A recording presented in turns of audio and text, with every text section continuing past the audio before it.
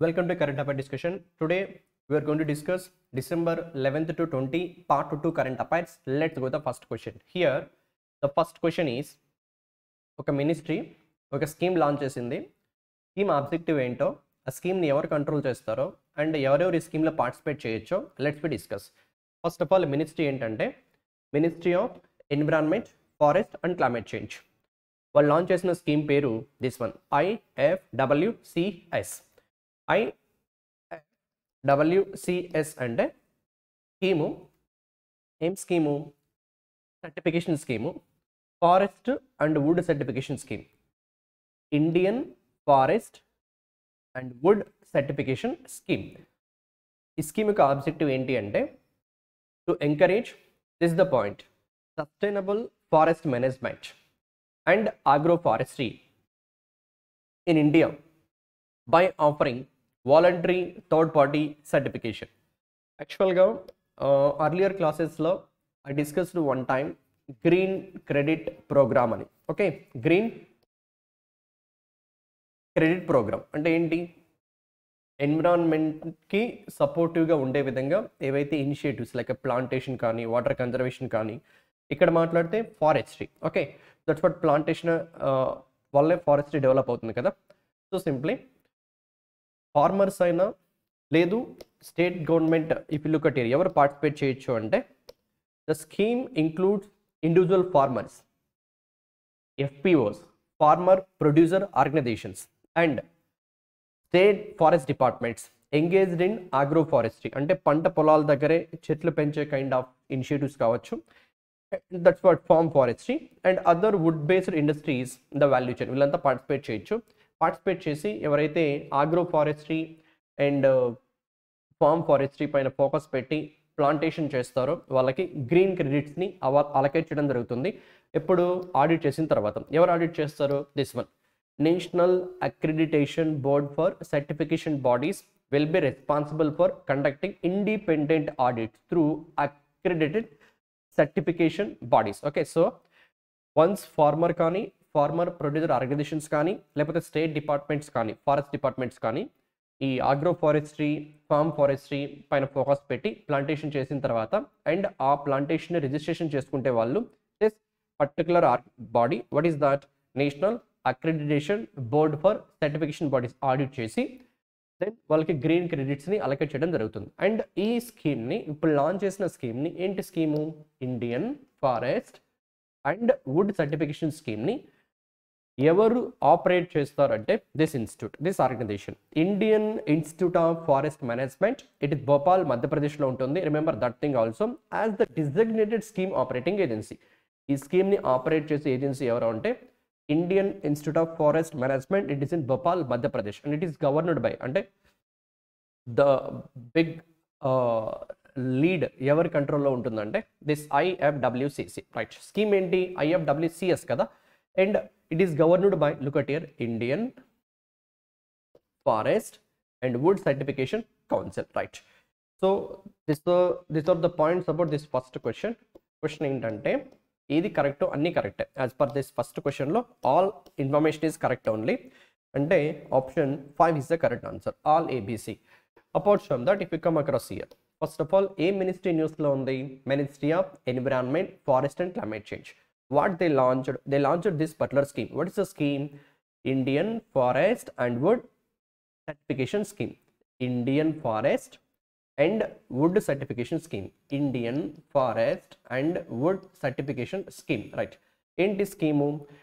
ఈ స్కీమ్ యొక్క ఆబ్జెక్టివ్ ఏంటంటే సస్టైనబుల్గా, అంటే ఎన్విరాన్మెంట్కి డ్యామేజ్ కలగకుండా ఫారెస్ట్ మేనేజ్మెంట్ చేయడం అండ్ ఆగ్రో ఫారెస్ట్రీ డెవలప్మెంట్ కోసము by offering voluntary third party certification. అంటే ఏంటి? ఎవరైతే ఈ ఫారెస్ట్ మేనేజ్మెంట్, ఆగ్రో ఫారెస్ట్రీ పైన ఫోకస్ పెడతారో వాళ్ళకి గ్రీన్ క్రెడిట్స్ని ప్రొవైడ్ చేస్తారు. ఆ గ్రీన్ క్రెడిట్స్ని సేల్ చేసుకోవచ్చు కూడా, ట్రేడ్ చేయొచ్చు కూడా. రైట్, అండ్ ఈ స్కీమ్ ఎవరి యొక్క గవర్నెన్స్లో ఉంటుందంటే ఇట్ ఈస్, స్కీమ్ ఏంటి? IFWCS కదా. ఎవరి గవర్నెన్స్లో ఉంటుందంటే IFWCC. What is that?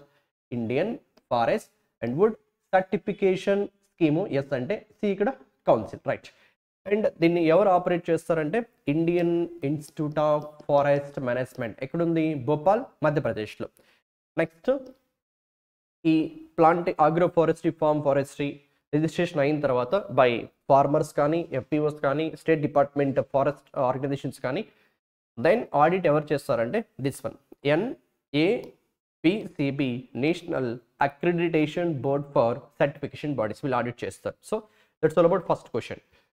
Ministry called for Ministry of Environment, Forest and Climate Change. They launched this scheme, IFWCS, Indian Forest and Wood Certification Scheme.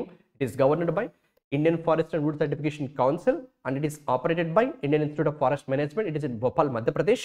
And farmers, FPOs, state departments, agroforestry, farm forestry, plantation చేసిన తర్వాత develop చేసిన తర్వాత దాన్ని audit చేసే responsibility NABCBకి ఇచ్చారు, national accreditation board for certification బాడీస్కి ఇచ్చారు.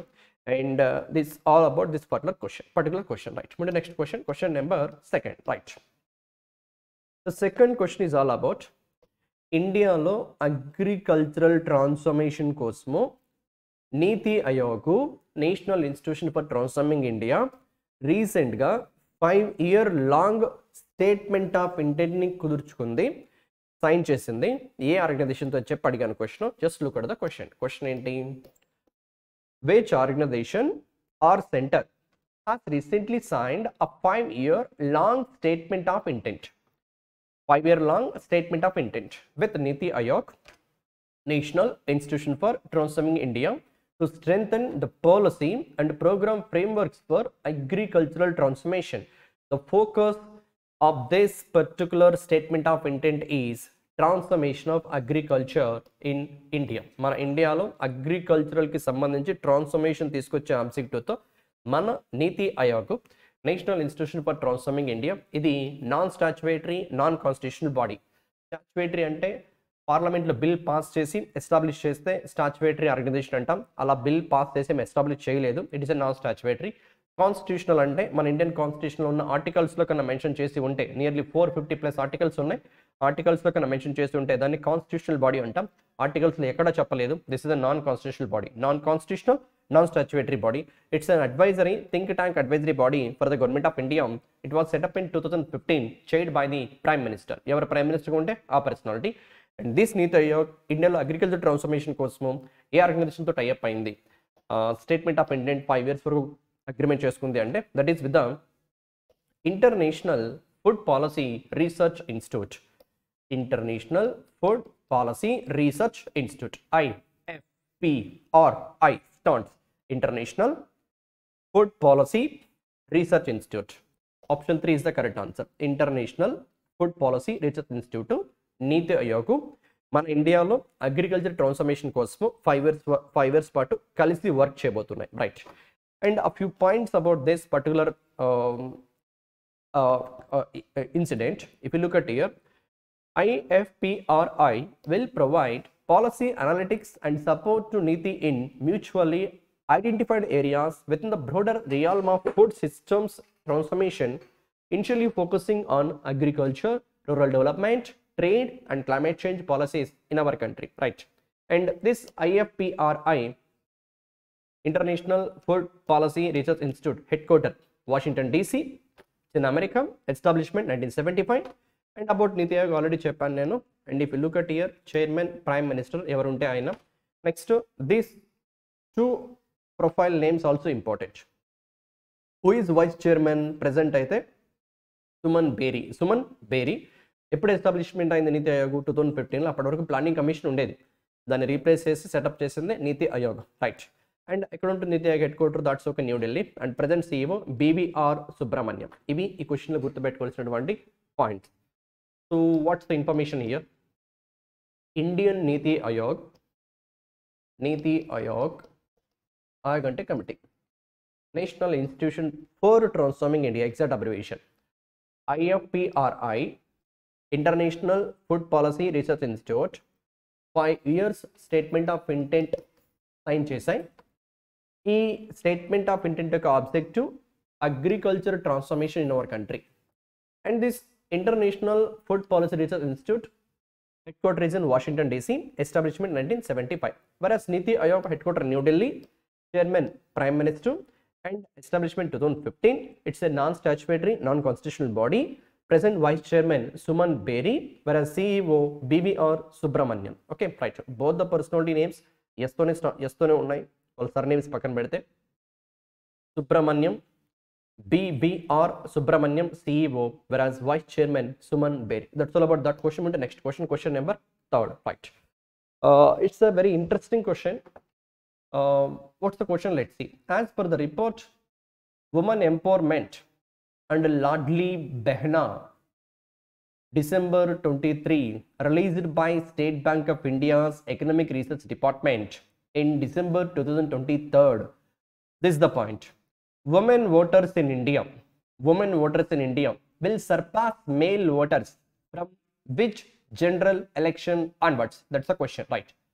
Recent ga State Bank of India సంబంధించినటువంటి స్టేట్ బ్యాంక్ ఆఫ్ ఇండియాకి సంబంధించినటువంటి ఎకనామిక్ రీసెర్చ్ డిపార్ట్మెంట్ పబ్లిష్ చేసిన ఒక రిపోర్ట్ ప్రకారం, ఆ రిపోర్ట్ టైటిల్ ఇది, women empowerment Ladli Behna.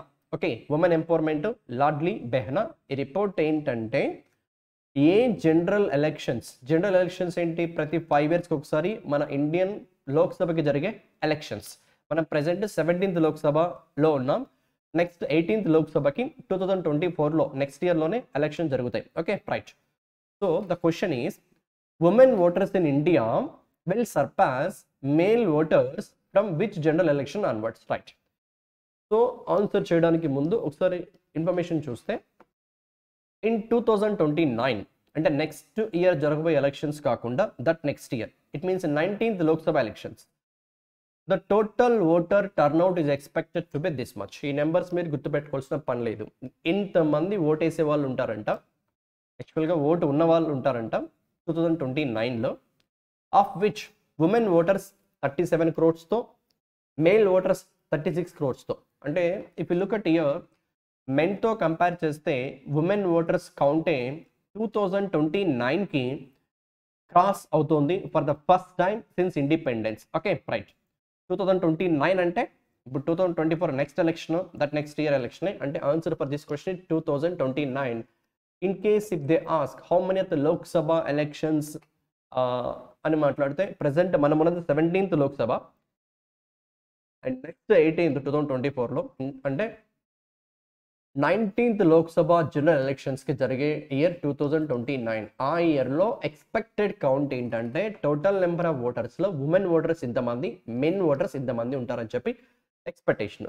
So that's the year since independence for the first time compared to female voters crossing the number. Okay, right. Yeah, the report projects that the total voter count in 2024 general election will be around this many crores out of 140 crores lo, of which 33 crores, that is 49% will be women. Okay, whereas that next year అంటే 2029 లో 50% కన్నా ఎక్కువ womens ఉండబోతున్నారు. That's the one thing. And one more, if you look at year, ERD projects that in 2047 independence వచ్చి 100 years అయి ఉంటుంది. And ఆ probable election year 2047లో ఎలక్షన్స్ జరగవు నార్మల్గా, మేబీ సంథింగ్ అన్ఎక్స్పెక్టెడ్లీ జరిగితే తప్ప. బికాస్ ఎవ్రీ 5 years తీసుకుంటే 24, 29, 34, 39, 44, 49 జరగాలి. దట్స్ వాట్ 2049లో జరిగే ఎలక్షన్స్లో women voter turnout should increase to more than half, that is 55%, and men voter turnout might decrease to this much number 45%. In 1951 first time election జరిగినప్పుడు మన ఇండియాలో ఎంతమంది ఓట్ వేశారంటే 8 crores. అదే 2009లో 42 crores with 19 crores women, and in 2014లో the voter turnout increased by 13.7% to 55 crores. This includes 26 crore women. And so one more information here, the 17th Lok Sabha అంటే present Lok Sabha 2019 నుంచి 2024 వరకు election ఏదైతే tenure ఉందో, ఈ టెన్యూరే 17th Lok Sabha. దీంట్లో 14% ఫీమేల్సే ఉన్నారు లోక్సభలో, 78 మెంబర్స్తో. యాక్చువల్గా లోక్సభలో మెంబర్స్ ఎంతమంది ఉంటారు? ఎంపీస్, మెంబర్ ఆఫ్ పార్లమెంటు 543 ప్రజల చేత ఎన్నుకోబడతారు, పబ్లిక్ చేత ఎలక్షన్లో కంటెస్ట్ చేసి. 2 పర్సనాలిటీస్ ఆంగ్లో ఇండియన్స్ ఉంటారు.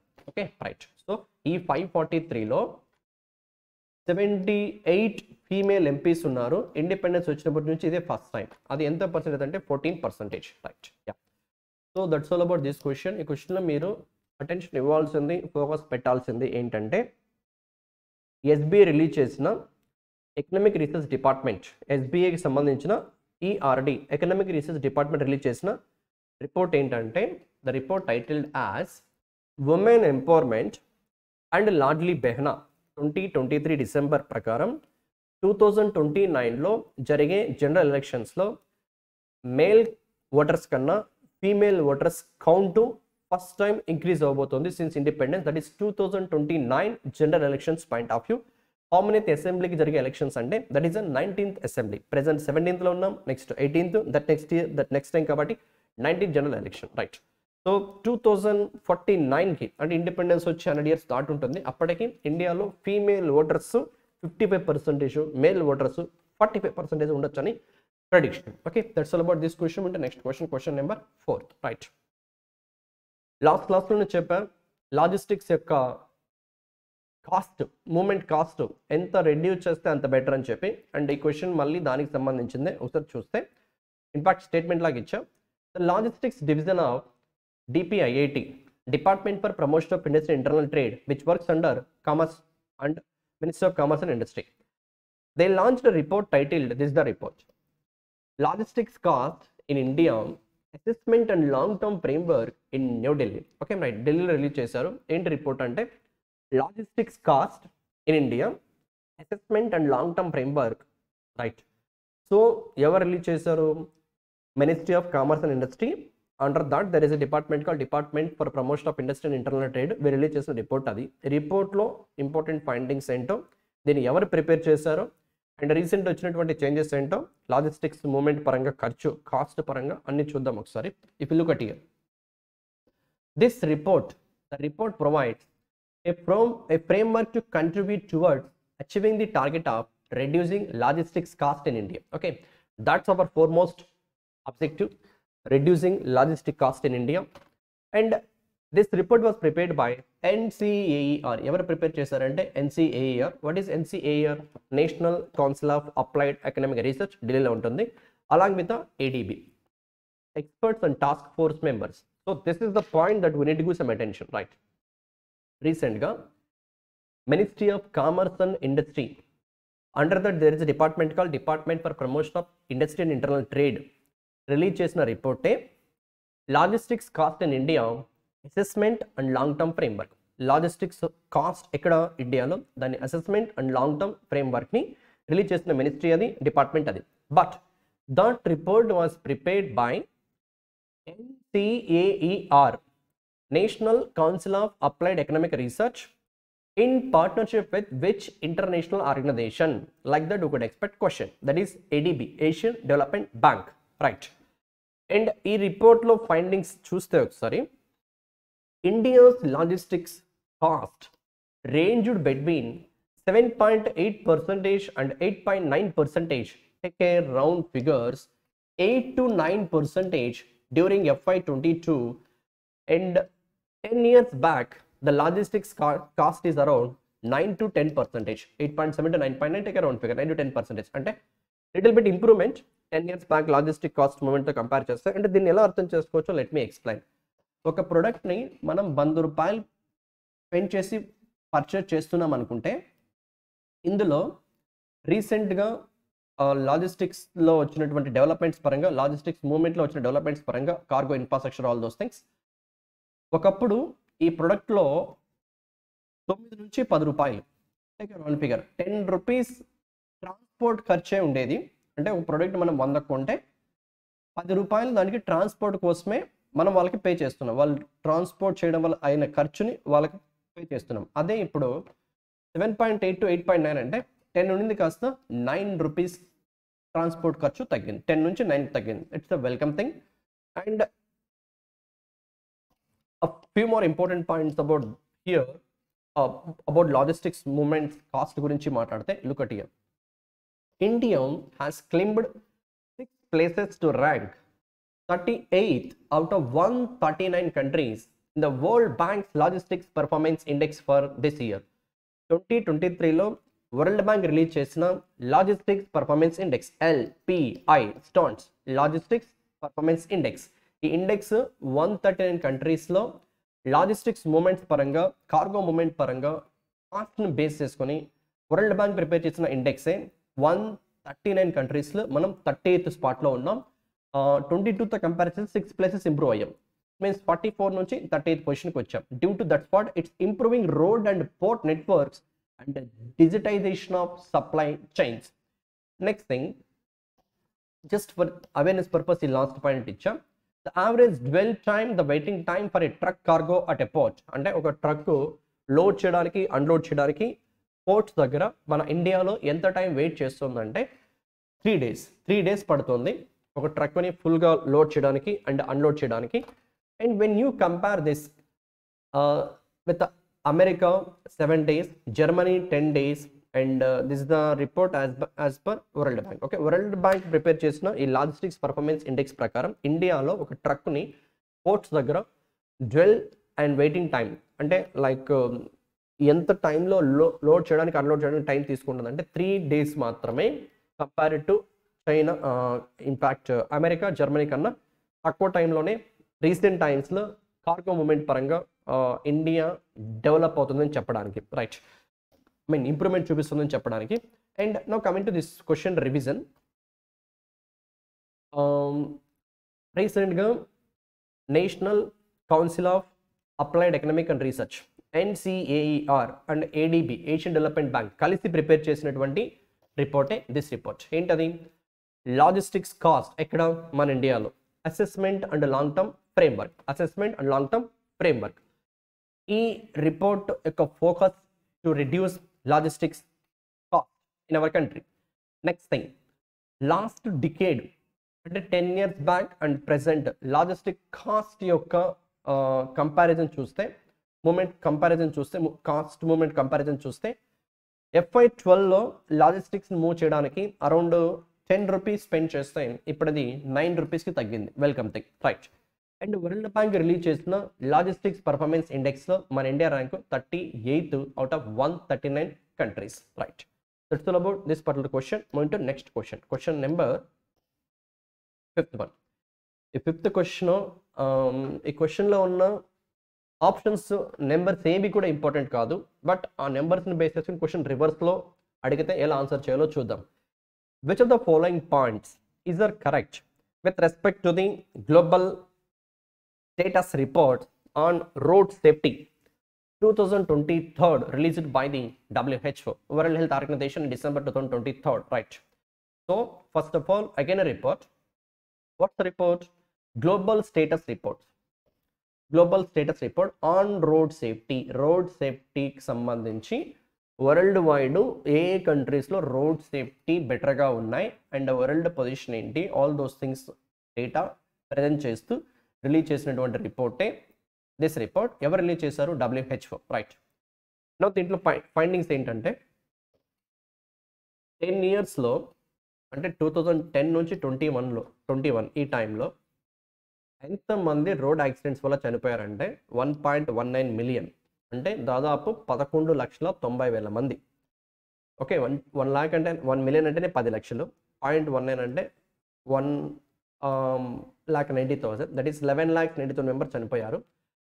2000 నుండి 2010 వరకు ఈ 10 yearsలో 1.25 million. అంతకుముందు 10 yearsలో 1,25,000 మంది చనిపోతే, 12,50,000 మెంబర్స్ చనిపోతే, నౌ దిస్ 10 yearsలో 11,90,000, అంటే కొంచెం తగ్గింది, 5% డెత్స్ తగ్గాయి, but still that many people losing their life అంటే it's not a welcome thing, right. Next India గురించి మాట్లాడితే ఇది వరల్డ్ డేటా, వరల్డ్ మొత్తంలో లాస్ట్ 10 yearsలో డెత్స్ అవి because of road accidents. Now India data మాట్లాడితే the total number of road traffic fatalities went up from 2010లో 1,34,000 మంది ఎవ్రీ ఇయర్ చనిపోతుంటే 2021లో 1,54,000 మందికి పెరిగింది. Okay, right. వరల్డ్ మొత్తం డిసెండింగ్ ఆర్డర్లో వెళ్తుంటే ఫెటాలిటీస్లో ఇండియా మొత్తం అసెండింగ్ ఆర్డర్లో వెళ్తుంది. Okay, higher number of road accidents every year. ప్రతి సంవత్సరం మన ఇండియాలో యావరేజ్గా 1,50,000 మంది చనిపోతున్నారు. ఓకే, దట్స్ అగైన్ అంటే welcome thing, right. And that's what India share in global road fatalities has increased from 11 to 13%, right. ఈ నెంబర్స్ ఏవి కూడా ఇంపార్టెంట్ కాదు. క్వశ్చన్ ఎలా అడగొచ్చు అంటే ఈ డేటా అంతా ఇచ్చి క్వశ్చన్లో ఏముందో ఆప్షన్స్లో ఏముందో డేటా అంతా క్వశ్చన్లో ఇచ్చి ఈ నెంబర్స్ అన్ని కూడా as per global status reports and road safety 2023 and this report was prepared by which international organisation అని అడుగుతాడు. So that is WHO, world health organisation. అన్ని కరెక్టే క్వశ్చన్లో. వరల్డ్లో యాక్సిడెంటల్ డెత్స్ తగ్గుతూ వస్తుంటే ఇండియా మాత్రం పెరుగుతూ వెళ్తున్నాయి. And India contribution to the deaths world wide డేటాలో 11 ఉంటే ఒకప్పుడు ఇప్పుడు 13% అయింది. అది కూడా వెల్కమ్ థింగ్ కాదు. ఆల్ ఆర్ కరెక్టే. But this report, global status report on road safety 2023 released by WHO, world health organisation, Geneva, Switzerland head quarter. Right, that's all about that question. అంటే నెక్స్ట్ క్వశ్చన్ నెంబర్ 6. రైట్, ఇది ఒక credit card launch. ఏ bank, ఏ company, ఏ card network company న్యూస్లో ఉన్నాయి చూస్తే bank అయితే IDFC first bank limited. The bank is IDFC first bank limited, partnered with the Mastercard. Last క్లాస్లోనే మీతో మాట్లాడాం. ఇదే IDFC first bank Mastercard కలిపి first swipe credit card launch చేసాయని చెప్పి. ఇప్పుడు ఇంకొక కైండ్ ఆఫ్ కార్డు, ఇంకొక కంపెనీ ఎక్స్ట్రా జాయిన్ అయింది. That is LIC card services limited. వీళ్ళు ముగ్గురు కలిసి collaborated to launch LIC IDFC first credit card, a co-branded credit card to meet the dynamic financial needs of India. So, a new credit card, IDFC First Bank, MasterCard and LIC Card Services Limited. LIC పేరుని ఇలాంటి card సర్వీసెస్లో తక్కువగా వింటూ ఉంటాం. And first time ఇలా చూస్తున్నాం కాబట్టి important అనే ఇచ్చాను. Okay, right. సో ఇలా ఉంటుంది. మేబీ రీసెంట్గా LIC card services limited, IDFC first bank limited కలిపి ఏ పేమెంట్ నెట్వర్క్తో క్రెడిట్ కార్డ్ని లాంచ్ చేసాయి? Mastercard. లేదు, LIC card services limited, Mastercard ఏ బ్యాంక్తో కలిపి ఒక కో బ్రాండెడ్ క్రెడిట్ కార్డ్ని లాంచ్ చేసాయి? IDFC first bank. ఎలా అయినా ఫ్రేమ్ చేయొచ్చు question. Right, yeah. LIC card services limited highlight అవ్వాలి అక్కడ. LIC card services limited in partnership with the IDFC first bank limited and master card launched a co branded credit card. That's the thing we should focus. Right, next to 7th question. Which company, in fact it's a fintech company, payment company again, has recently launched India's first self-hosted payments orchestration platform called Flowise? ఏంటి ఈ platform? ఇది ఎలా యూస్ఫుల్గా ఉంటుంది? ఎవరికి యూస్ఫుల్గా ఉంటుంది? I will discuss. Just to read the question once again. Right,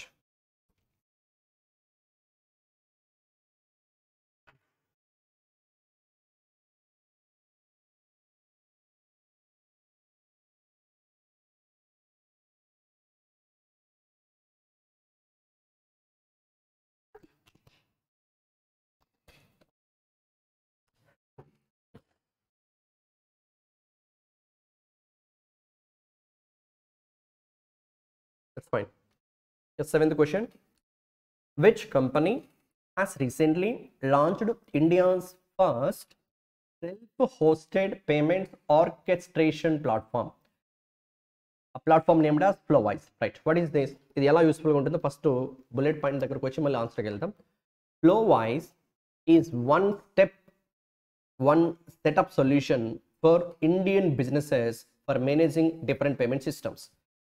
ఒక బిజినెస్ కంపెనీ ఉంది. ఆ కంపెనీకి సపోజ్ లెట్ us assume ఒక సూపర్ మార్కెటే తీసుకుందాం. ఒక super market it's a business. Right, ఆ సూపర్ మార్కెట్లో నెంబర్ ఆఫ్ కంపెనీస్ యొక్క బ్రాండ్స్ ఉంటాయి. ఆ బ్రాండ్స్ అన్నిటికీ ఆ సూపర్ మార్కెట్ బిల్ పే చేయాల్సి ఉంటుంది కదా. ఇప్పుడు మనమైతే రీటైల్ పర్సనాలిటీస్ వెళ్ళి పర్చేస్ చేసి గ్రాసరీస్ మనకు కావాల్సినవన్నీ కూడా బిల్ పే చేసి వస్తాం. బట్ ఈ సూపర్ మార్కెట్లో రైస్ ఒక సైడ్ ఉంటాయి, స్నాక్స్ ఒక సైడ్ ఉంటాయి, వాట్ వి కాల్ సోప్స్ అన్నీ ఒక సైడ్ ఉంటాయి. ఇలా సోప్స్ అనేవి కూడా ఒక కంపెనీ నుంచి వాళ్ళు కొనుక్కోవాలి, రైస్ ఇంకో కంపెనీ నుంచి కొనుక్కోవాలి. లైక్ ఒక బిజినెస్, ఈ example this super market company వాళ్ళ ప్రొడక్ట్స్ స్టోర్లో పెట్టడం కోసము ఎవరెవరి దగ్గర అయితే కొంటున్నారో వాళ్ళకందరికీ పేమెంట్స్ అనేవి పే చేయాలి కదా. రైట్, ఇప్పుడు ఆ పేమెంట్స్ కోసము ఓకే, ఇప్పుడు సోప్ కంపెనీ వాడు ఒక పేమెంట్ నెట్వర్క్తో టైఅప్ అయి ఉంటాడు, రైస్ కంపెనీ వాడు ఒక పేమెంట్ నెట్వర్క్తో టైఅప్ అయి ఉంటాడు, అండ్ స్నాక్స్ ఏవైతే ఉన్నాయో అవన్నిటికి సంబంధించి ఒక పేమెంట్ ఉంటుంది. ఇలా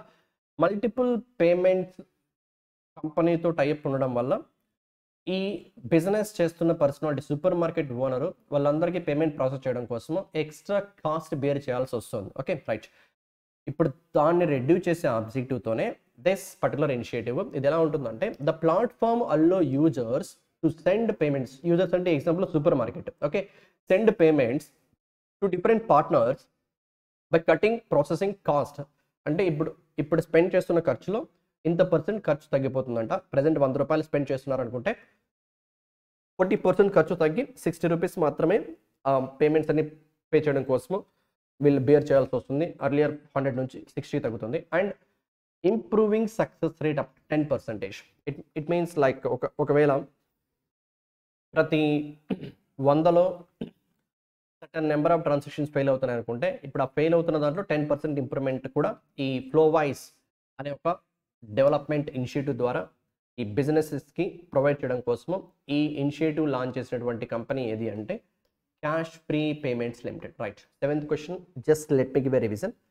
ఎవరైతే బిజినెస్ చేస్తున్నారో ఆ బిజినెస్ చేసే కంపెనీస్ డిఫరెంట్ పార్ట్నర్స్కి, వాళ్ళతో టైప్ అయిన పార్ట్నర్స్కి పేమెంట్స్ ప్రాసెస్ చేయడం కోసము ప్రజెంట్ వీళ్ళు బేర్ చేస్తున్న ఖర్చును తగ్గించే ఉద్దేశంతో అండ్ వాళ్ళ పేమెంట్స్ యొక్క సక్సెస్ రేట్ని ఇంక్రీజ్ చేసే ఆబ్జెక్టివ్తో ఇది ఎస్పెషల్లీ ఫర్ బిజినెస్ చేసే కంపెనీస్కి యూస్ఫుల్గా ఉంటుంది. ఓకే, నాకు మీకు కాదు. రైట్. అండ్ ఈ ఇనిషియేటివ్ పేరే self hosted payments orchestration platform. ఇది ఇలాంటిది ఇండియాలో ఫస్ట్ టైము. దాని పేరు ఫ్లోవైజ్. ఎవరు లాంచ్ చేశారంటే Cashfree payments limited. Option 3 is the correct answer. Cashfree payments limited. ఏం లాంచ్ చేశారు? ఫ్లోవైజ్. ఎవరికి యూస్ఫుల్గా ఉంటుంది? బిజినెస్ చేసే కంపెనీస్కి. Right. That's all about this particular question. ఉంటే next question, question number 8. 8th question ఏంటంటే compressed biogas plants. Compressed natural gas మనం వెహికల్స్లో యూజ్ చేస్తూ ఉంటాం, కార్స్, ఇంట్లో యూజ్ చేసే LPG liquid petroleum gas. But CBG, what is CBG? LPG అయినా CNG అయినా ఫాజిల్ ఫ్యూయల్స్ నుండి వస్తుంది. బట్ బయోఫ్యూయల్స్ని యూజ్ చేసి, బయోమాస్ని యూజ్ చేసి డెవలప్ చేసేదే compressed biogas plant. Okay, right. ఈ కంప్రెస్డ్ బయోగ్యాస్ ప్లాంట్స్ని ఇండియాలో ఒక 100కి పైగా, ఒక బిగ్ లార్జ్ స్కేల్లో 100కి పైగా కంప్రెస్డ్ బయోగ్యాస్ ప్లాంట్స్ని నెక్స్ట్ 5 yearsలో డెవలప్ చేయాలని చెప్పి రిలయన్స్ కంపెనీ తీసుకున్న డిసిషన్. రిలయన్స్ ఇండస్ట్రీస్ లిమిటెడ్ యొక్క టార్గెట్. దీనికోసం అయ్యే ఎక్స్పెన్సెస్ ఏవైతే ఉంటాయో వాటిని లోన్స్ ద్వారా ప్రొవైడ్ చేయడం కోసము వీళ్ళు రీసెంట్గా ఏ బ్యాంక్తో టైప్ అయ్యారంటే DBS Bank India. Option 1 is the correct answer. If you look at the question here, ఏ బ్యాంకు రీసెంట్గా రిలయన్స్ ఇండస్ట్రీస్ లిమిటెడ్తో కొలాబరేట్ అయ్యింది.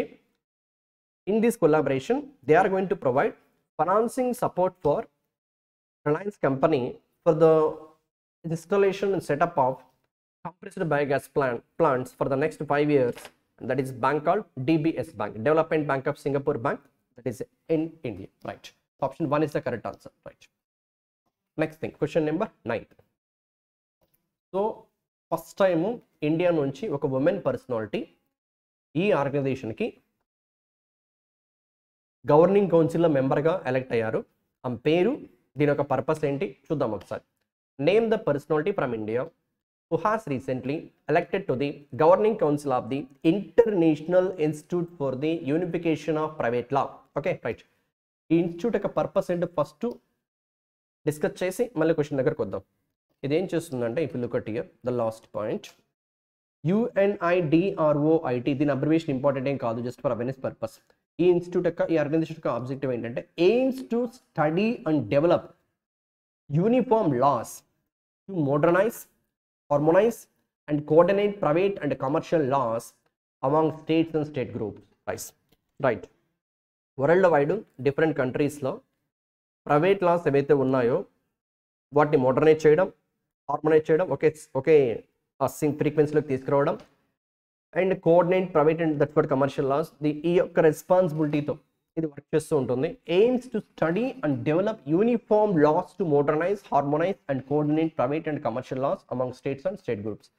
దీని యొక్క రెస్పాన్సిబిలిటీ ఫస్ట్ క్లారిటీ వస్తే దెన్ క్వశ్చన్ దగ్గరకు వద్దాం. ఈ ఆర్గనైజేషన్ యొక్క రెస్పాన్సిబిలిటీ ఏంటంటే వరల్డ్ వైడ్ ఉన్నటువంటి ప్రైవేట్ లాస్ని హార్మోనైజ్ చేసి మోడర్నైజ్ చేసే ఒక ఆబ్జెక్టివ్తో వర్క్ చేస్తూ ఉంటుంది. ఇది ఎక్కడ ఉంటుందంటే రోమ్, ఇటలీలో ఉంటుంది. ఎక్కడ ఉంది? Rome, Italy. This UNIDROIT location is at Rome, ఇటలీలో ఉంది. ఈ ఆర్గనైజేషన్కి ఫస్ట్ టైము ఇండియా నుంచి ఒక ఉమెన్ గవర్నింగ్ కౌన్సిల్లో మెంబర్గా అపాయింట్ అయ్యారు. ఆమె పేరు Uma Shekhar. Okay, first option is the correct answer. Uma Shekhar, India's first women candidate. Uma Shekhar was elected to the governing council of the International Institute for the Unification of Private Law and its 82nd session by winning of that many votes out of 59, 45 out of 59, huge majority. In the initial round of elections held in Rome, Italy. That's what I said already. Headquarter of that UNIGRY headquarters at Rome, Italy. Right. With this, India will become a member of the governing council for the period from 2024, next year starting nunche. Okay, just day after tomorrow, 2024 to 31st December 2028. 4 years పాటు governing కౌన్సిల్లో మన India నుంచి ఈమె ఉంటారు. ఆమె పేరు Umasekhar. And ఈమె already మన ఇండియన్ గవర్నమెంట్లో ఆమె రోల్ ఏం చేస్తున్నారంటే, Umasekhar is an additional secretary and legal adviser in the ministry of external affairs. మన ఇండియన్ మినిస్ట్రీ ఆఫ్ ఎక్స్టర్నల్ అఫైర్స్లో లీగల్ అడ్వైజర్గా, అడిషనల్ సెక్రటరీగా వర్క్ చేస్తున్న Umasekhar international organisation called UNIDROIT. దాని పర్పస్ ప్రైవేట్ లాన్స్ యూనిఫామ్గా మోడర్నైజ్ చేసే ఆబ్జెక్ట్ కోసం వర్క్ చేస్తూ ఉంటుంది. ఈ గవర్నింగ్ కౌన్సిల్లో ఎలక్ట్ అవ్వడం జరిగింది. ఫస్ట్ టైం ఇండియా నుంచి ఒక ఉమెన్, ఆమె పేరు Umashekar. That's the thing you should remember. Just let me give a revision. She is the personality Umashekar, first Indian women candidate elected to the governing council of this organization UNIDROIT, and India is part of this governing council for the next 4 years, 24 to 28. And Umashekhar presently working as a legal advisor and additional secretary in Ministry of External Affairs. That's okay. Next, దీని యొక్క purpose already చెప్పాను. And దీని location Italy, Rome. That's the thing. Rome, Italy. That's the thing about this question. Right. Next question, question number 9th over. Now 10th question.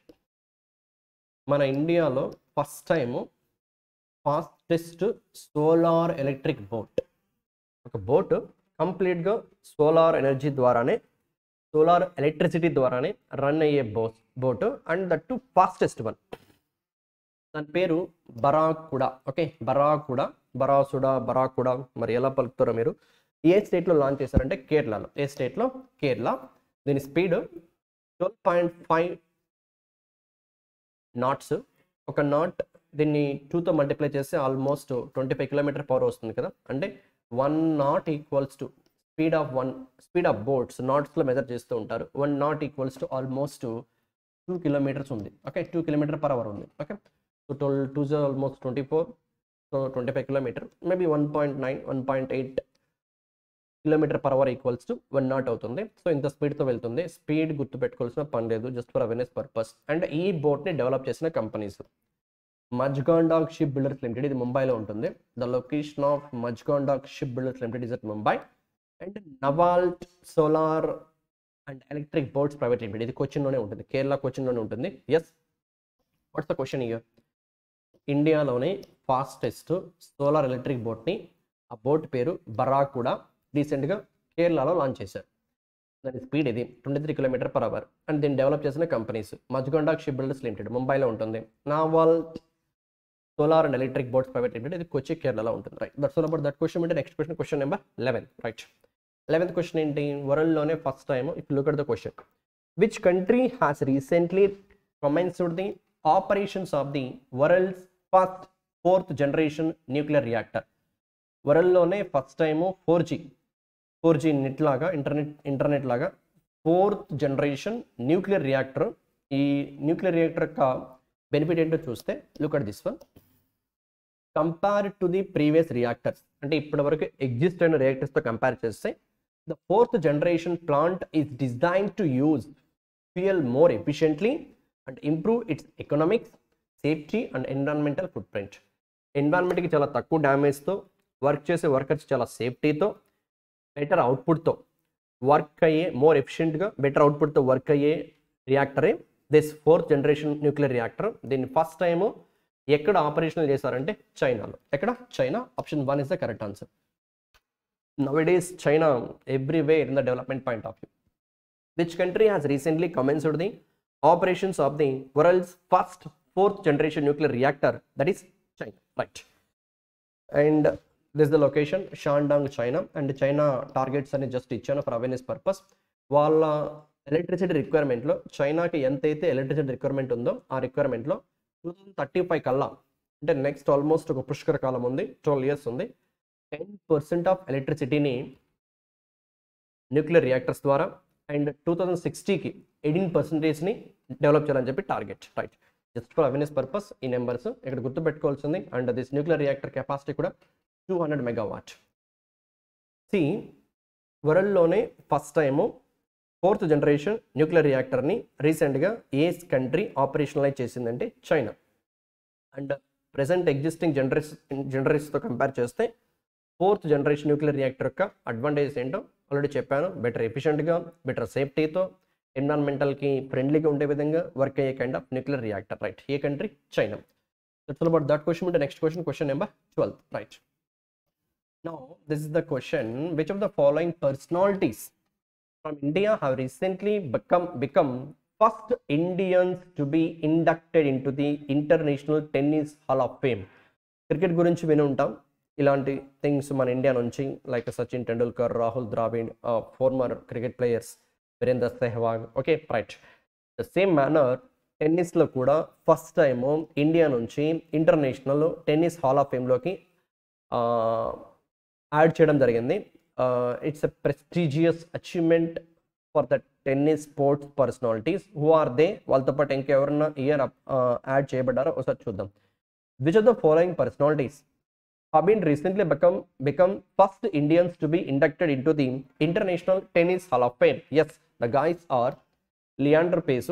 ఈయన పేరు చాలాసార్లు విని ఉంటాం చిన్నప్పుడు. Leander Paes, Vijay Amritraj. Option 2 and 3. It means ఓవరాల్గా fifth option is the correct one. But who is that Vijay Amritraj? Leander Paes name అయితే many times వినే ఉంటాం. విజయ్ అమృత్ రాజ్ ఎవరంటే టెన్నిస్ స్పోర్ట్లో కామెంటేటర్. మనకు క్రికెట్లో ఎలాగైతే కామెంటేటర్స్ ఉంటారో, హర్ష భోగ్లే అని, రవి శాస్త్రి అని, సునీల్ గవాస్కర్, ఫార్మర్ క్రికెటర్సే తర్వాత కామెంటర్ కూడా చేస్తూ ఉంటారు. అండ్ దిస్ గా హర్ష భోగ్లే అయితే క్రికెటర్ కాదు, but it's very famous commentator. The same manner Vijay Amritraj tennis స్పోర్ట్లో ఒక ఫేమస్ కామెంటేటర్. సో టెన్నిస్ స్పోర్ట్కి సంబంధించిన ఒక commentator and tennis player from India Leander Paes, ఇద్దరు కూడా ఇండియా నుంచి ఇంటర్నేషనల్ టెన్నిస్ హాల్ ఆఫ్ ఫేమ్లోకి యాడ్ చేయబడ్డారు. వీళ్ళతో పాటు ఇంకో పర్సనాలిటీ, బ్రిటిష్ పర్సనాలిటీ. ఆయన కూడా జర్నలిస్టు, స్పోర్ట్స్ జర్నలిస్టు, ప్లేయర్ కాదు, స్పోర్ట్స్ జర్నలిస్టు అండ్ రైటర్. పేరు రిచర్డ్ ఇవాన్స్. రిచర్డ్ ఇవాన్స్ ఈ ఇంటర్నేషనల్ టెన్నిస్ హాల్ ఆఫ్ ఫేమ్లోకి యాడ్ చేయబడ్డారు. So that's all about this particular question. ఏముంది ఇక్కడ? మన ఇండియా నుంచి ఫస్ట్ టైము టెన్నిస్లో ఇంటర్నేషనల్ టెన్నిస్ హాల్ ఆఫ్ ఫేమ్లోకి యాడ్ చేయబడిన personality Leander Paes, sports player category, commentator category and contributor category కింద Vijay Amrit Raju, and British journalist. వీళ్ళిద్దరితో పాటు ఇంకో పర్సనాలిటీ, ఆయన పేరు Richard Evans. Richard Evans. That's the points. Those are the points that we need to remember, right? Next question, question number 13, right?